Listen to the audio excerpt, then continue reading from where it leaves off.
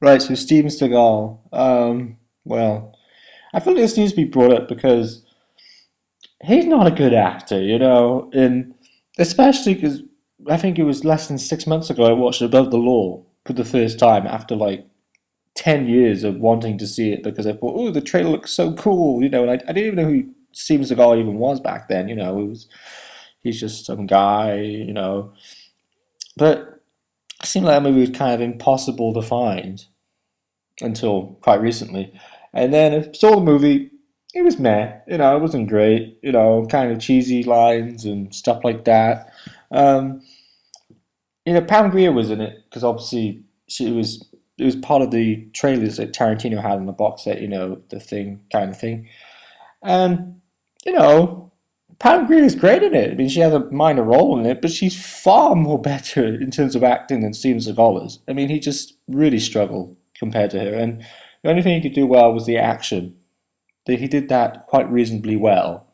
But apart from that, that's it. And if you look at all the stuff that he's done, it's all action movies, and it's just rubbish. I mean, it's just like they go to him, oh yeah, we'll put you in that movie, or we'll put you in a prison outfit, blah de blah. Yeah, you'll be an inmate. Oh, and you'll have this revenge plot pile of crap, and revenge movies are fine, but when it comes to Steven Seagal revenge movies, they're just not good.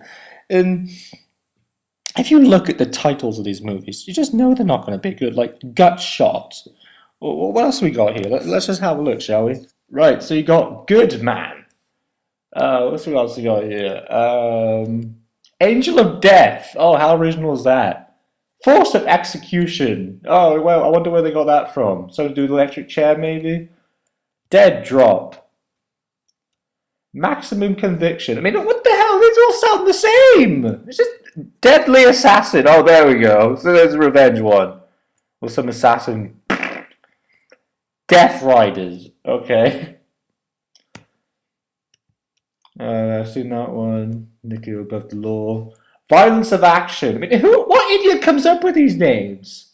Mercenary. Absolution. Sounds like something off bloody video game. Blood Alley. Urban Warfare. The Patriot. Come on, this is serious.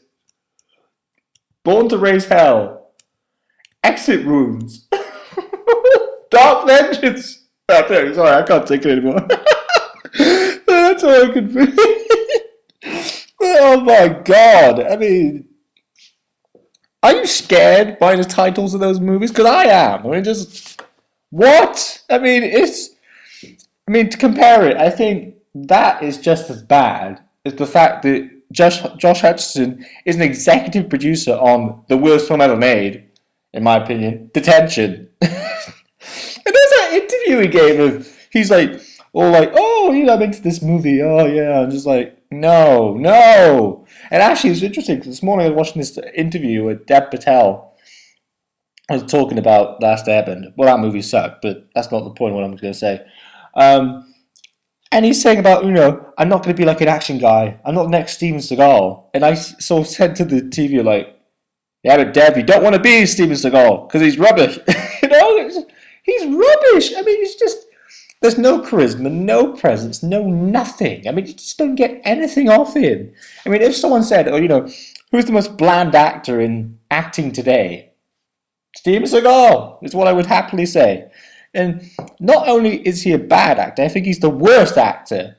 And he sort of takes something that Samuel L. Jackson was kind of sort of nudge, nudge, wink, wink, sort of messing around. Oh, look, I'm in some terrible films recently.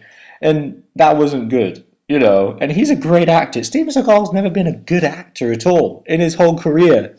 And I mean, I think Samuel L. Jackson realized, oh, I'm in some really bad films. I just stop that now because he was in Kingsman, which he was really good in. So he learned his lesson that he should stop doing crappy straight-to-video films. But that's the problem with Steven Seagal. It is just straight-to-video crap.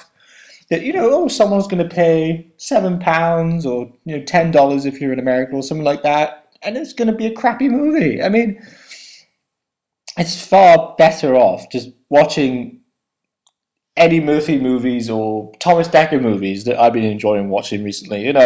they're far more interesting. They've got characters, people who actually act, and well, I'm not saying that Pangria didn't act, but I'm just saying there's more appeal than because like Nico Above the Law was just kind of like a small film where like some action things happened, but nothing particularly much happened in it apart from it sort of started and it ended, and that was it, and it was okay. But there's other stuff going on, and I also think that if Steven Seagal just left cinema tomorrow, who would care? I mean, honestly, who would care? And it just even on Amazon, like, ooh, the collector's edition Blu-ray region-free box set of Steven Seagal. I'm like, really? Someone manufactured this as a collection? Oh, so a collection of crap now we have, you know. And that's not even all of his movies, just like a couple, like 4 movies. But you know, even if I watched all of the rest of these movies he made that are straight to video crap, you know, I mean, it would just not be fun. And actually, the thing is, I have had fun watching bad movies in the past, but now I kind of resent the thought of having to sit through something that's bad because it's just not fun. I mean, on one hand, maybe if it's chastity bites, then you are having fun because it's just really bad and not fun. You know, you just laugh at it because it's not a good movie. You know what a good movie is, and that wasn't a good movie. But in his case, I don't really think he understands what he's doing. He's just like, oh, I'll have the paycheck. Oh, I'll do this. I'll do that. You know, and he's 62 years old now. I mean, that's quite old. You know, and doesn't look particularly, you know, like he's got good looks or anything. So, yeah. And, you know, what's the whole point of just, you know, exhausting someone's career to the point of, oh, let's just keep on doing it? I mean, maybe his friends do it or something. Or, hey man, oh, want to do a movie? Oh, it'd be crap. Oh, let's just do it anyway. Or something like that. I'm just like, what? I mean, is that the point that humanity has fallen now? That, oh, yeah, let's just put him in a couple of crappy movies that, like I was saying earlier, Samuel L. Jackson in his lesson, but I don't think Steven Seagal wants to. And that's kind of what's depressing about it, that it's just an exhausted career that you don't really want to see anymore, but apparently some people do. And I can't even believe there's that new movie that came out, well, last year, and there's another movie that came out, but forget about it. But so, 2014, there was that movie that came out. All the names I've mentioned, but and I can't remember what it was called. I don't really care. But Ving Rhames from Ving Rhames from Pulp Fiction's in it, and you just think, right? So they're putting a good actor next to a crappy actor. I don't really understand that unless it's the thing that happened. This is the end where they kill off Michael Cera, who's an actor I enjoy watching, even though some of his past films have been, his new films have been sort of, you know, compared to his past films are great, and then his new films kind of just, you know. But anyway, forget about that. So you had essentially that Indian weird dude from 30 Minutes or Less, who's a terrible actor, not funny, just, and they kill Michael Cera off first, who can be funny when he's given the right material. And then they kill off the Indian guy straight after him, who's never been funny ever in his whole career. And I just sort of sat there watching it, just like, what just happened? I mean, I don't care if it's in the script, if it's part of the story. You just killed off somebody who can be funny, and then you kill somebody who has never been funny. I mean, what the hell is that supposed to say? So in conclusion, Steven Seagal, you suck. If someone enjoys your movies, then, well, it's their funeral, you know. I mean, I'm sorry, but I really do not understand how anyone could enjoy his movies.